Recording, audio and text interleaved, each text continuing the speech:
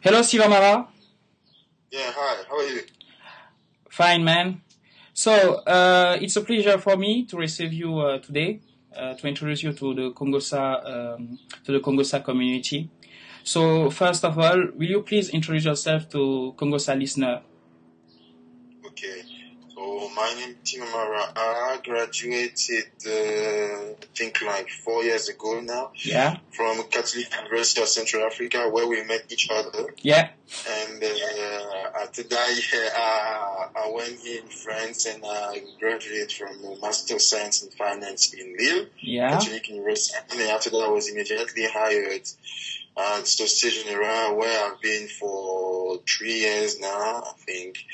And apart from that, I'm also very interested in major issues in Africa, mainly food security, which led me to agribusiness. And I think this is actually one of the most common points that make us discuss today.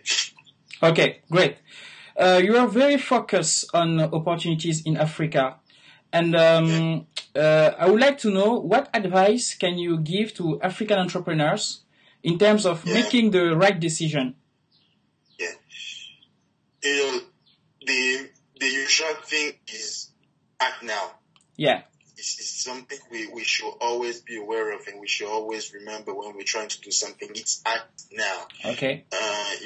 There is a sentence from Dr. Chris Gibson Smith, its name. He's the former chairman of the London Stock Exchange. He used to say that one very important thing for a manager or an entrepreneur is the ability to think and act. Yeah. The thing he said is the thinking creates the context, the framework, the vision, and the intention, but has no meaning unless you act, and action has no focus unless you thought. Okay. And then thinking gives you the clear idea of where are the opportunities and how you can seize those opportunities to do something very concrete and very relevant for the continent. But after that, you should always think about acting.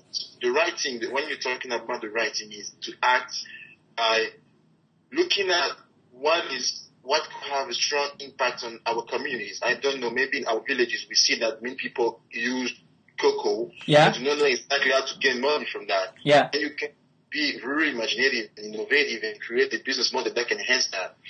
This is what I mean by thinking and taking the right decision and act. Okay. Thank you, Steve. Few days ago, you published an article on Kongossalive about Rwanda.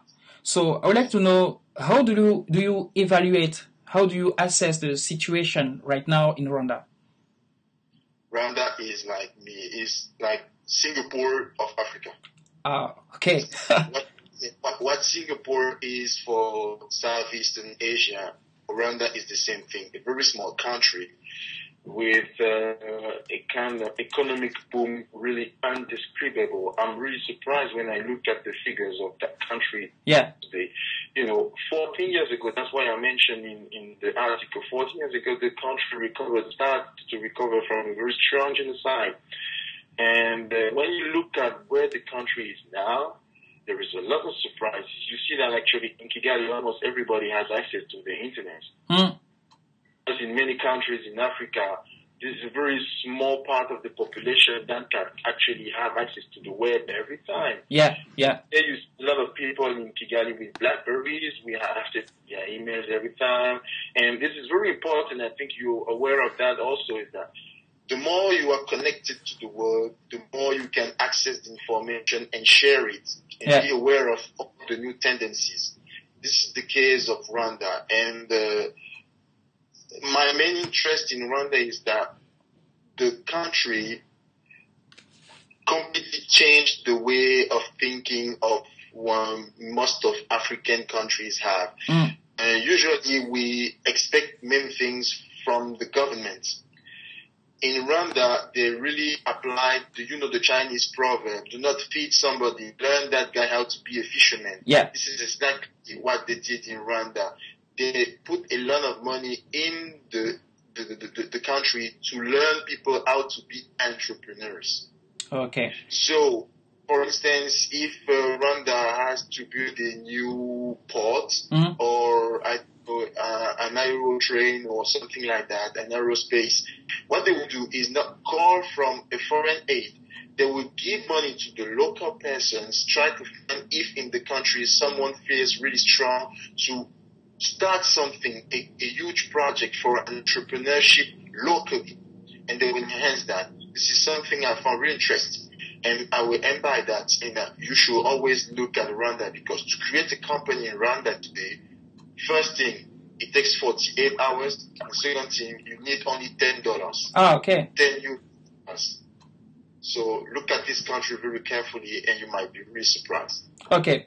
Personally, I have learned a lot on your recent article, but there is, a question in my head. I don't know, what is Rwanda's secret sauce, according to you? What Rwanda does that Cameroon, for example, don't do? Yeah, entrepreneurship. Okay. It's all about entrepreneurship.